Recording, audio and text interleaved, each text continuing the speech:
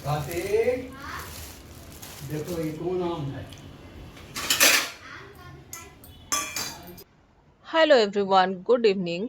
और अगर आपने अभी तक मेरा चैनल सब्सक्राइब नहीं किया है तो प्लीज़ सब्सक्राइब कीजिए, लाइक कीजिए, फ्रेंड्स एंड फैमिली के साथ शेयर कीजिए। और ये आया है समोसा। देखिए कितने डिजाइनदार समोसा है। बहुत टेस्टी भी होता है और बहुत अच्छा समोसा होता है। इतने डिजाइन के समोसे, मतलब इतने ज़्यादा नक्काशी वाले समोसे मैंने कभी खाए नहीं हैं। तो ये हमारे पापा जो है वो लाए हैं। वहाँ पे एक दुकान है, बहुत फेमस है। छोटी सी जगह है लेकिन आसपास में बहुत फेमस दुकान है। तो वहाँ से समोसे लाए हैं और बहुत टेस्टी समोसे। समोसा, रसगुल्ला उनका बहुत बड़ा बड़ा, एक एक रसगुल्ले होते हैं ना, वो एक एक केजी के भी बनाते हैं ऑर्डर पर। तो ये रसगुल्ले भी लाए हैं, समोसे लाए हैं। बहुत फेमस दुकान है, वहाँ से लाए हैं पंडित जी का रसगुल्ला। और लिट्टी लाए हैं बना करके, क्योंकि यहाँ पे जो है ना वो अंगीठी वाली, जो बोरसी वाली लिट्टी है वो तो नहीं बना पाते हैं, इसीलिए। और ये मिठाई लाए हैं और ये है अनरसा। ये अनरसा जो है ना बहुत टेस्टी होता है। गया का तिलकुट और अनरसा बहुत फेमस होता है। ऐसा अनरसा मैंने आज तक कहीं नहीं देखा है।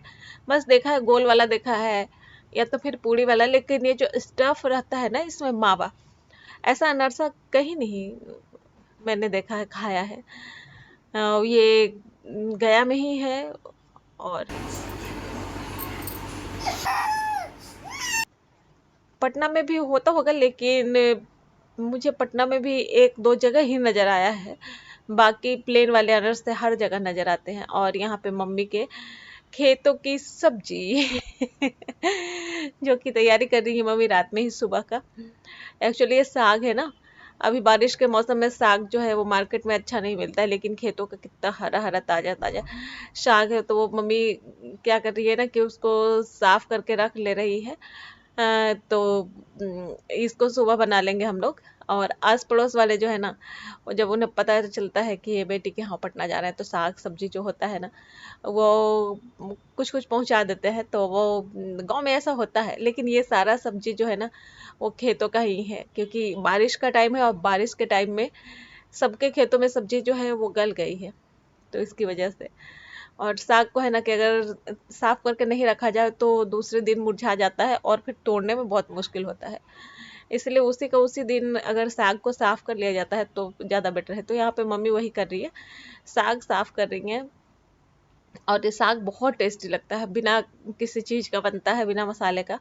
और बहुत टेस्टी, एकदम इसका अपना नेचुरल सा स्वाद होता है, बहुत टेस्टी साग होता है। तो हो गई है मॉर्निंग और मैं बनाने वाली हूँ साग। साग और सांप की सब्जी। सांप नहीं, सांप, हाँ सांप ही की सब्जी बनाने वाली हूँ।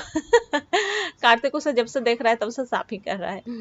तो यहाँ पे मैं तड़का लगाई हूँ लहसुन का, और एक छोटी सी मिर्च। ये बहुत तीखी वाली मिर्च है, इतनी तीखी वाली मिर्च है ना कि कान झंझन आ जाएंगे। तो बस मैं थोड़ी सी छोटी वाली मिर्च डाली हूँ। और उसके बाद फिर थोड़ा सा मैं एक मीडियम साइज से भी छोटा प्याज डाली हूँ। और प्याज डाल के मैं इसे फ्राई करूँगी। बहुत ज़्यादा प्याज डालेंगे तो साग का जो अपना टेस्ट है ना वो कम हो जाएगा और प्याज का टेस्ट ज़्यादा आएगा, तो अच्छा नहीं लगेगा। और जैसे ही प्याज हमारा ब्राउन हुआ है, वैसे ही मैंने यहाँ पे साग जो है वो धो करके अच्छे से और रखी थी तो डाल दी हूँ। और देखिए पूरा कढ़ाई जो है वो भर गया है। तो इसको हम दो चार बार चलाएंगे ना तो इसका ये जो है वो कम हो जाएगा, इसका वॉल्यूम जो है वो। और अभी नमक नहीं डालेंगे, एक्चुअली नमक अभी डाल देंगे तो पता नहीं चलेगा ना कितना कम होगा।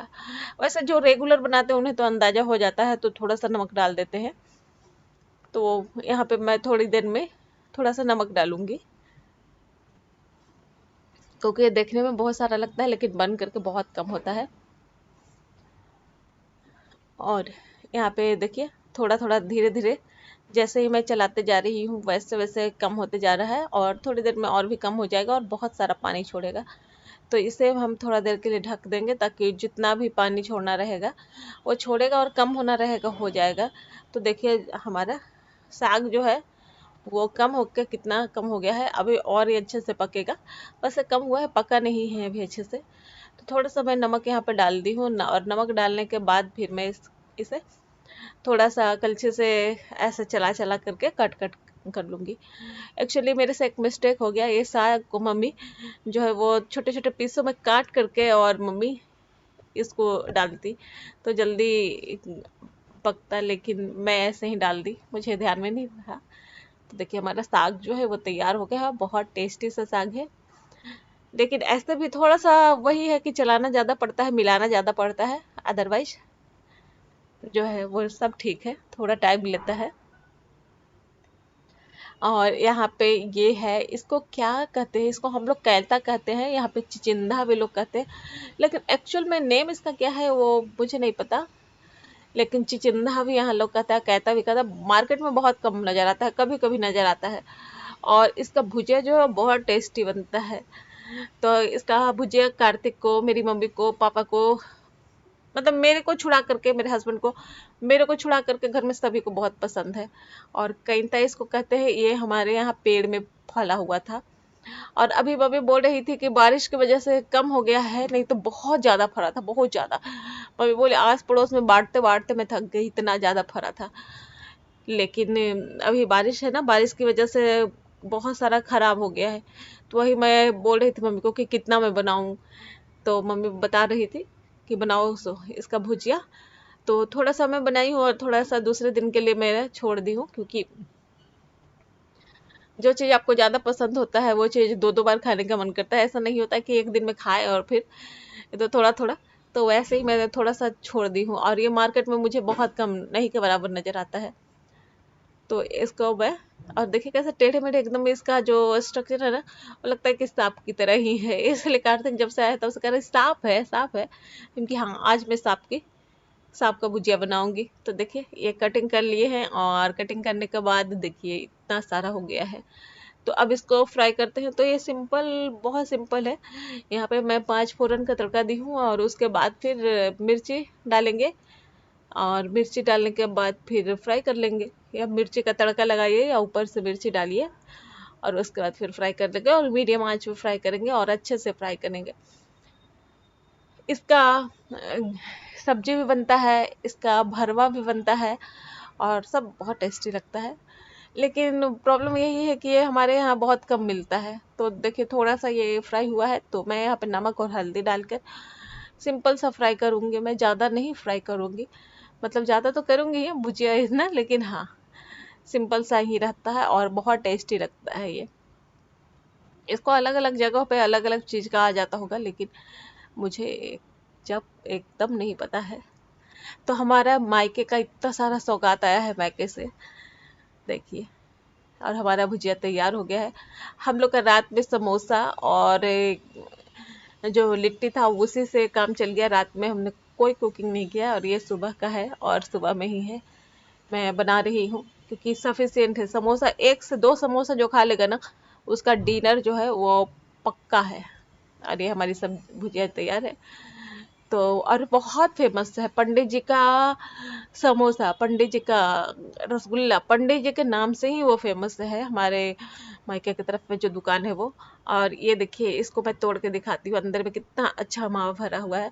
और ये हमारे यहाँ आधा खत्म भी हो गया है जब से आया है। बहुत टेस्टी बनता है, बहुत टेस्टी लगता है। देखिए मावा भरा हुआ है और बहुत टेस्टी अनरसा लगता है।